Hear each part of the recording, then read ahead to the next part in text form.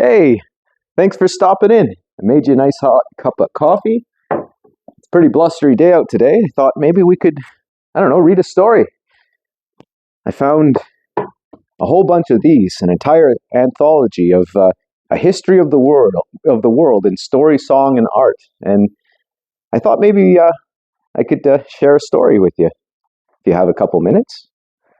The reason I like these stories is because it just shows how people used to think a long time ago in different areas of the world. This particular story is from Japan in the old times, about the 1400s. So this story is about how a man became a god, which is a very strange idea, right? But let's hear what how you're supposed to do that. Before telling the story of Hamaguchi Gohai, I must say a few words about certain laws, or more correctly speaking, customs having all the force of laws, by which many village communities were ruled in pre-Meiji times.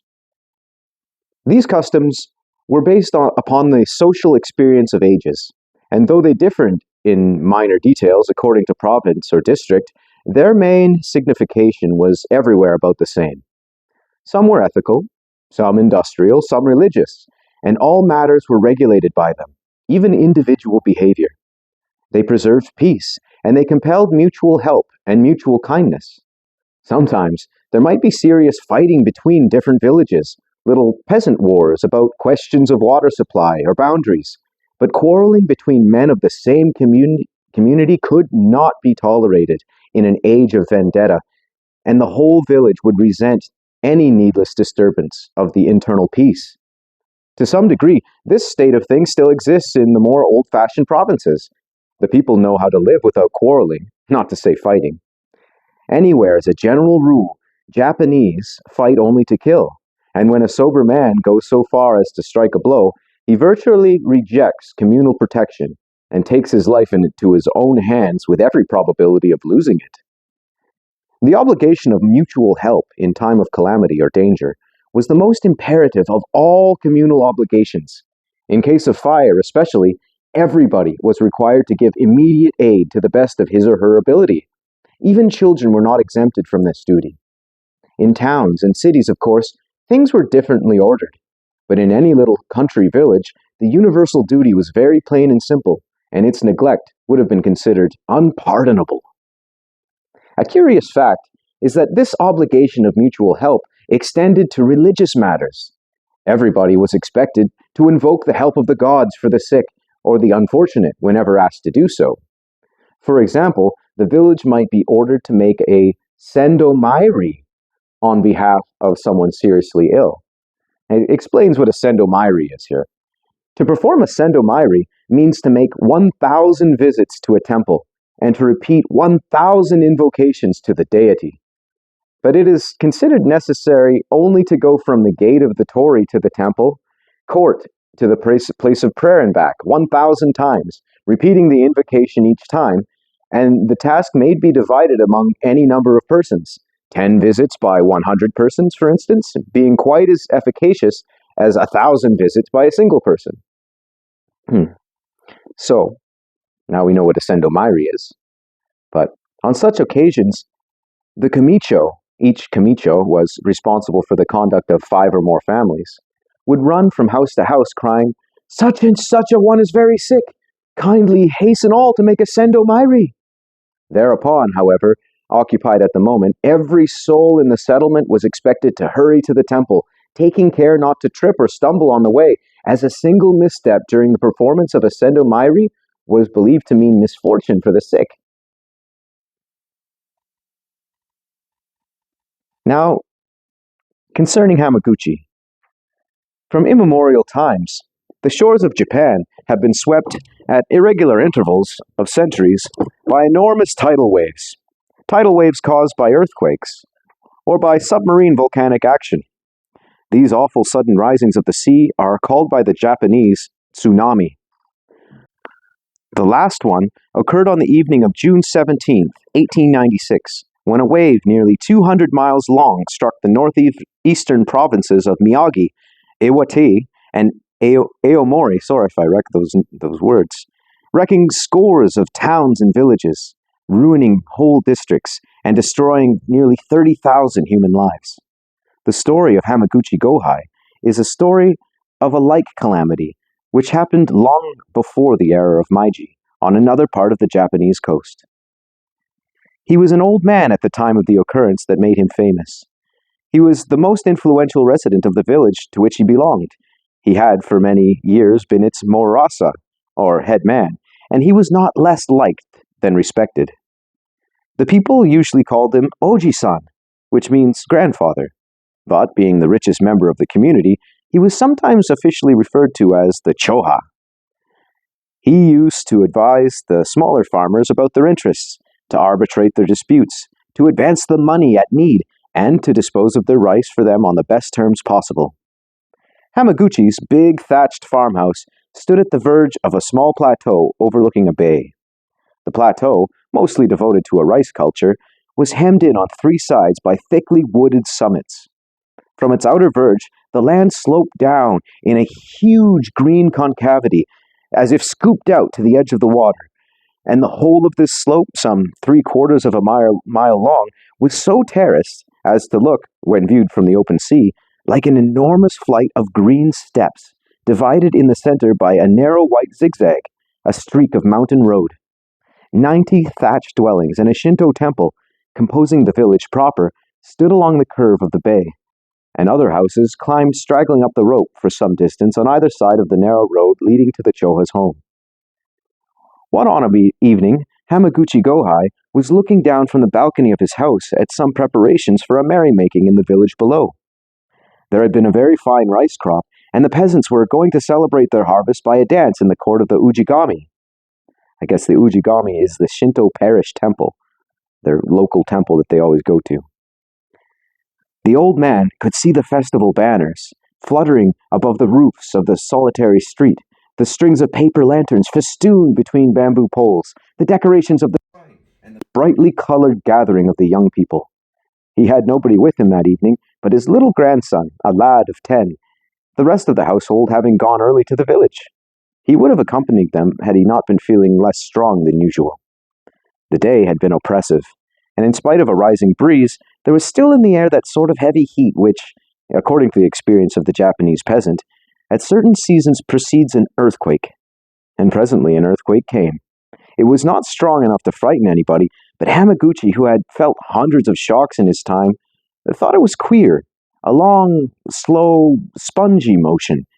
Probably it was the after-tremor of some immense seismic action very far away. The house crackled and rocked gently several times, then all became still again. As the quaking ceased, Hamaguchi's keen old eyes were anxiously turned toward the village. It often happens that the attention of the person gazing fixedly at a particular spot or object is suddenly diverted by the sense of something not knowingly seen at all, by a mere vague feeling of the unfamiliar in that dim outer circle of unconscious perception which lies beyond the field of clear vision. Thus it chanced that Hamaguchi became aware of something unusual in the offing. I guess he got a bad feeling in his gut. He rose to his feet and he looked at the sea. It had darkened quite suddenly, and it was acting strangely. It seemed to be moving against the wind. It was running away from the land. Within a very little time, the whole village had noticed the phenomenon. Apparently no one had felt the previous motion of the ground, but all were evidently astounded by the movement of the water. They were running to the beach, and even beyond the beach, to watch it. No such ebb had been witnessed on that coast within the memory of living man. Things never seen before were making apparition. Unfamiliar spaces of ribbed sand and reaches of weed-hung rock were left bare even as Hamaguchi gazed, and none of the people below appeared to guess what this monstrous ebb signified. Hamaguchi Gohai himself had never seen such a thing before, but he remembered things told him in his childhood by his father's father's father, and he knew all the traditions of the coast. He understood what the sea was going to do. Perhaps he thought of the time needed to send a message to the village, or to get the priests out of the Buddhist temple on the hill to sound their big bell. But it would take very much longer to tell what he might have thought than it took him to think. He simply called to his grandson, "Tada, quick, very quick, Light me a torch! Taimatsu, or pine torches, are kept in many coast dwellings for use on stormy nights, and also for use at certain Shinto festivals. The child kindled a torch at once, and the old man hurried with it to the fields, where hundreds of rice stacks, representing most of his invested capital, stood awaiting transportation. Approaching those nearest to the verge of the slope, he began to apply the torch to them, hurrying from one to another as quickly as his aged limbs could carry him. The sun-dried stalks caught like tinder, the strengthening sea breeze blew the blaze landward, and presently, rank behind rank, the stacks burst into flame, sending skyward columns of smoke that met and mingled into one enormous cloudy whirl. Tada, astonished and terrified, ran after his grandfather, crying, "Oji-san, why? Oji-san, why? But Hamaguchi did not answer. He had no time to explain. He was thinking only of the 400 lives in peril. For a while, the child stared wildly at the blazing rice, then burst into tears and ran back to the house, feeling sure that his grandfather had gone mad. Hamaguchi went on firing stack after stack until he had reached the limit of his field. Then he threw down his torch and waited. The acolyte of the hill temple, observing the blaze, set the big bell booming, and the people responded to the double appeal. Hamaguchi watched them hurrying from the sands and over the beach and up from the village like a swarming of ants, and, to his anxious eyes, scarcely faster, for the moment seemed terribly long to him. The sun was going down. The wrinkled bed of the bay and the vast, shallow, speckled expanse beyond it lay naked to the last orange glow, and still the sea was fleeing towards the horizon. Really, however, Hamaguchi did not have very long to wait before the first party of succor arrived, a score of agile young peasants who wanted to attack the fire at once. But the Choha, holding out both arms, stopped them. "Let it burn, lads," he commanded. "Let it be! I want the whole Mura here. There's a great danger." The whole village was coming, and Hamaguchi counted. All the young men and boys were soon on the spot, and not a few of the more active women and girls. Then came most of the older folk, and mothers with babies at their back, and even children, for children could help to pass water, and the elders, too feeble to keep up with the first rush, could be seen well on their way up the steep ascent. The growing multitude, still knowing nothing, looked alternatively in the sorrowful wonder at the flaming fields and at the impassive face of their Choha. And the sun went down. "Grandfather! He's mad! I'm afraid of him!" sobbed Tada, in answer to a number of questions. "He is mad! He set fire to the rice on purpose! I saw him do it!"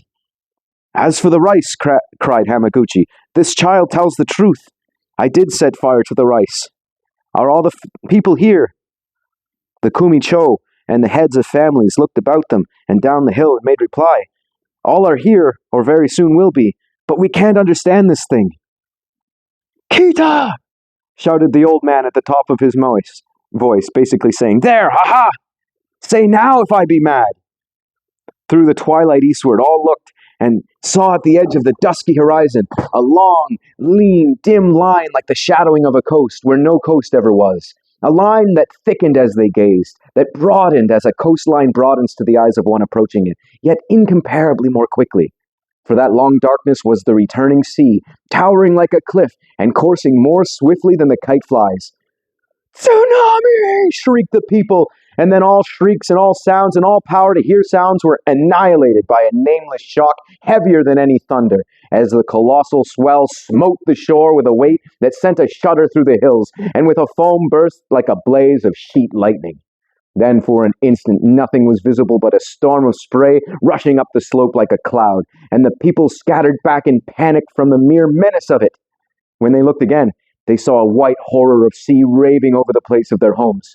It drew back, roaring and tearing out the bowels of the land as it went. Twice, thrice, 5 times the sea struck and ebbed, but each time with lesser surges.